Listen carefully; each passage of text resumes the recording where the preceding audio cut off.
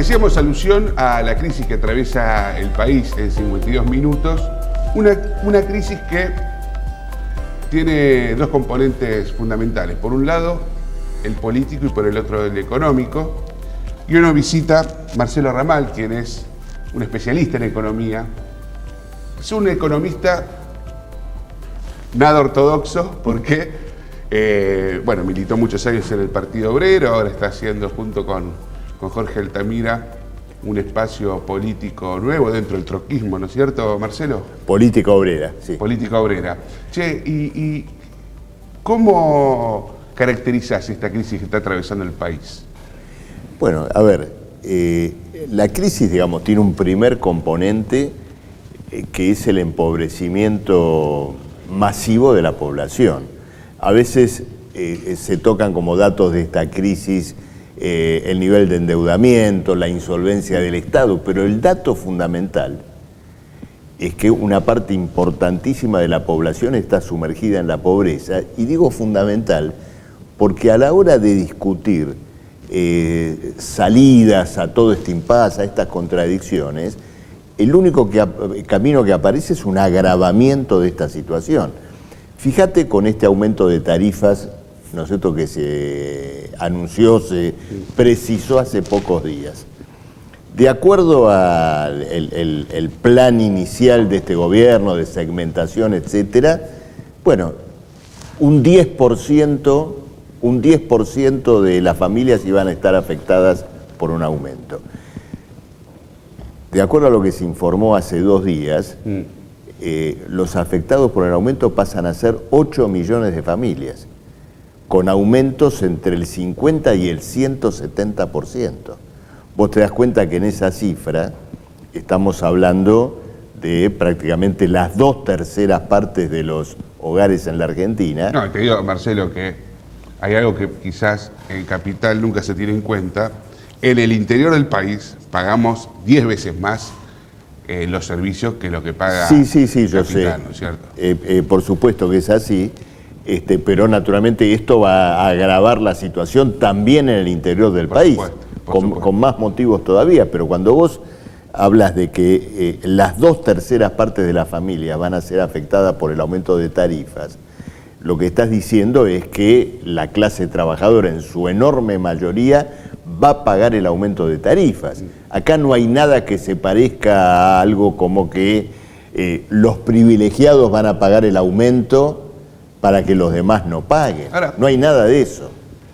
¿Qué dicen desde el gobierno? Y hay una coincidencia grande en cuanto a que es fundamental para darle respuesta a esas necesidades, a esa pobreza, a esos grandes bolsones de insatisfacción que tiene la población.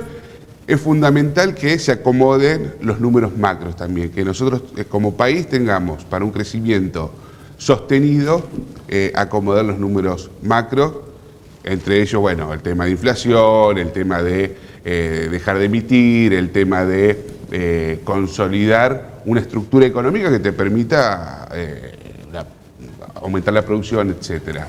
Mira, todo ese discurso es una impostura, por una razón muy sencilla.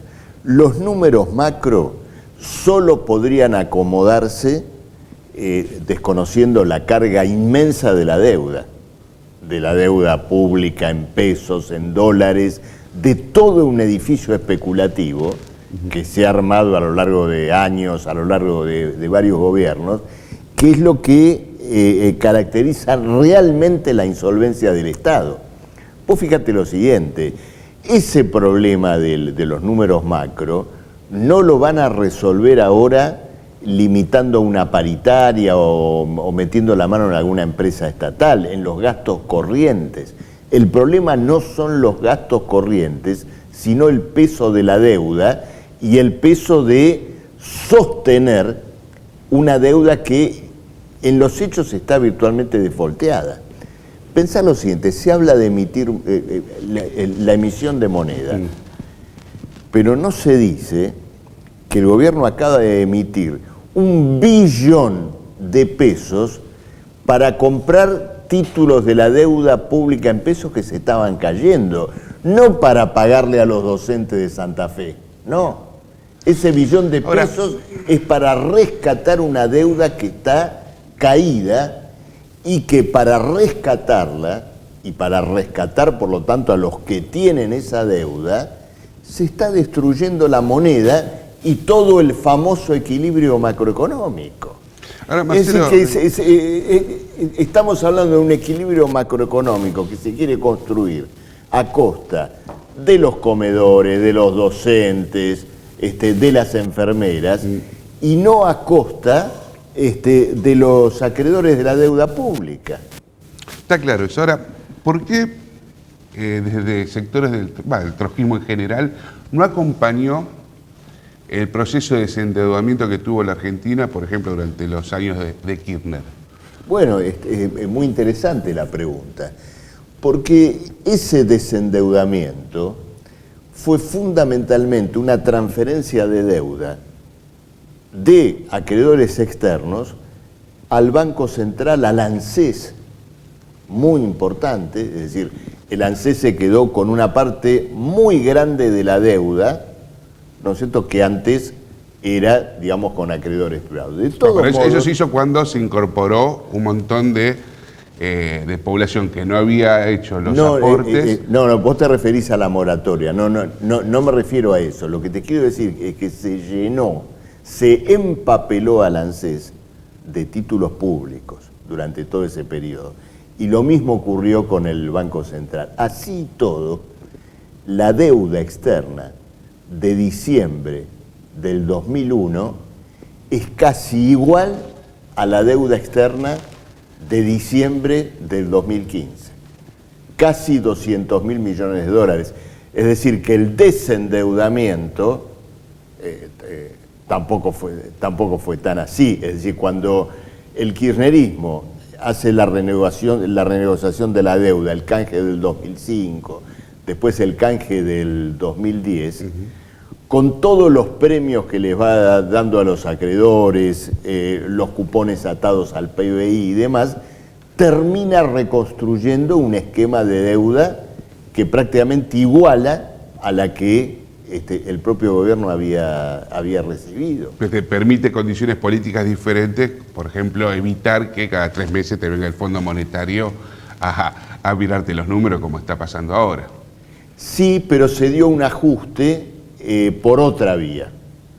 Por la vía de, por ejemplo, desquiciar los ingresos jubilatorios, nivelarlos hacia abajo, porque claro, si vos tenés al ANSES hipotecado con títulos públicos, por algún lado, ¿no es cierto?, todo eso tiene que drenar. Acá tenemos una crisis que es resultado, indudablemente, del fracaso de la organización social capitalista en la Argentina. El peso de la deuda es el peso del capital, que en el caso de la Argentina, el capital, digamos, nacional, tiene más de la mitad de la famosa deuda externa, ¿no es cierto?, los capitalistas locales. Entonces, hoy asistimos, ¿no es cierto?, a esta crisis de características graves, terminales, y con este agravante de que en una población hiperajustada se quiere salir adelante ahora con un recontraajuste como el que se está discutiendo en estas horas. Entonces es un momento donde la clase obrera en sus organizaciones, en sus lugares de trabajo, tiene que discutir este escenario y desde nuestro punto de vista, por lo menos lo que Política Obrera impulsa, deberíamos luchar por organizar un congreso de organizaciones obreras, de sindicatos, trabajadores desocupados, es decir, aquellos que no están en un planteo de colaborar con el gobierno como han hecho con todos los gobiernos, ¿no es cierto? Me refiero a la burocracia sindical, no, aquellos que están en una posición de lucha y discutir un plan de acción, indudablemente, para defender el salario, defender el derecho al trabajo, todo lo cual hoy está seriamente amenazado. Sí. No me quiero ir sin hacerte esta pregunta, que me parece interesante, por este fenómeno que se vive, no solo en Argentina, sino en parte en el mundo. ¿Qué pasó que las juventudes, muchos sectores de las juventudes que en Argentina bregaban por la izquierda, el kirchnerismo, hoy muchos se encolumnan en las filas libertarias. Son antiizquierda, tienen una posición muy conservadora en términos morales. ¿Qué fenómeno advierten ustedes?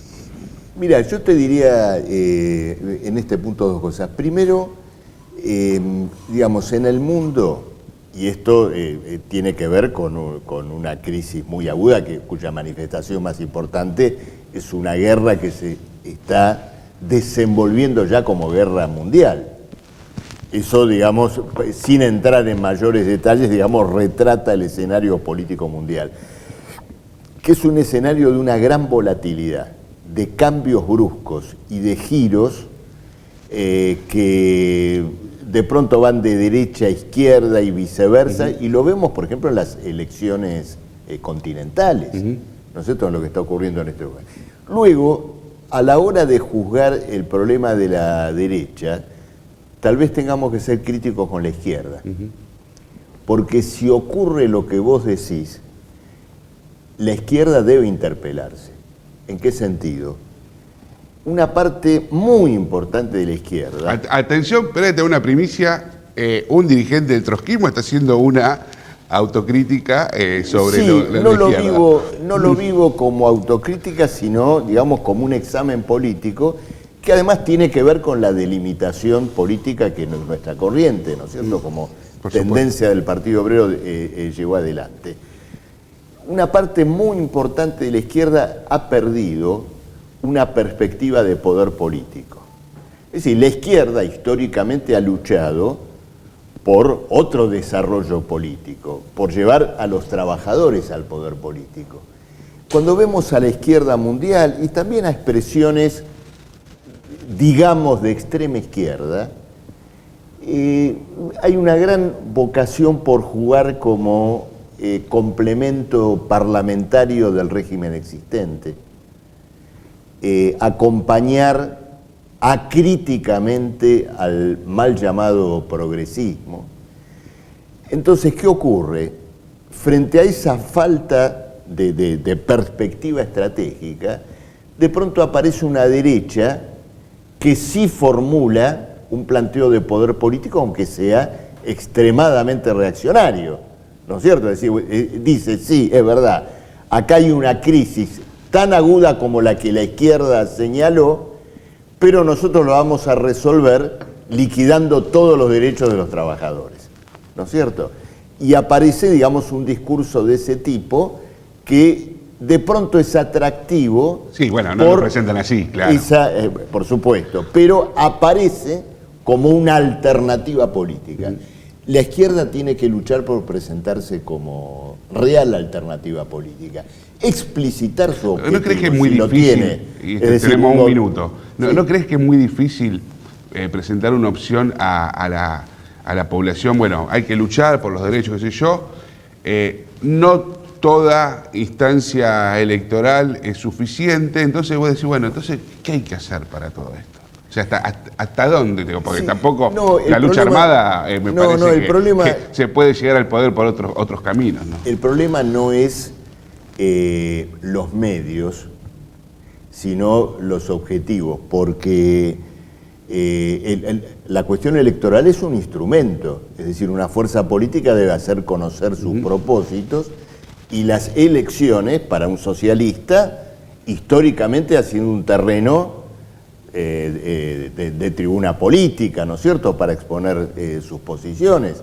Nosotros, por ejemplo, Política Obrera ahora ha logrado desenvolverse como partido nacional, vamos a dar una batalla electoral y demás.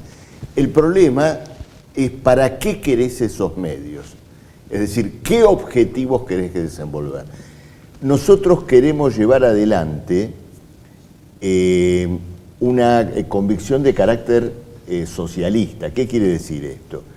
Que esta crisis, que no solo Argentina, sino que indudablemente tiene un carácter mundial, vuelve a colocar a la escala de todas las relaciones sociales, insisto, ¿no es cierto?, en el mundo, el problema de qué clase social puede sacar al mundo de la catástrofe de la guerra, la pandemia, la descomposición social, el narcotráfico, es decir, el derrumbe de una sociedad medido cabalmente. Entonces, otra chicana que te hago. Ahí te agrego, no, Claro. ahí te quiero decir lo siguiente. La revolución socialista, a diferencia de otras revoluciones de la historia, la revolución republicana, democrática y demás, tiene planteado un desafío que es titánico, que consiste en lo siguiente. Sería la primera vez que los oprimidos, es decir, los que no tienen nada y no tienen los recursos materiales, culturales para poder desenvolverse, sería la primera vez que una clase oprimida asume el poder político. Es una tarea titánica y por eso ha enfrentado todas las dificultades que hemos visto. Pero aún así, bueno, reivindicamos esas revoluciones impresionantes que en la historia le dieron, aún con dificultades y con deformaciones, a los oprimidos esa oportunidad política, y esa es la perspectiva que seguimos defendiendo como estrategia y como programa. Muchas gracias, Marcelo. No, por favor. La chicana era que en Rosario 30 años de socialismo nos gobernó. No, claro. En Santa Fe nos gobernó 12 años de socialismo. No me refiero al socialismo amarillo, al socialismo del régimen. Me refiero al socialismo revolucionario, al que lucha para que los trabajadores gobiernen. Al no Colorado. Que gobiernen los ojeros y demás. Gracias, No, por favor.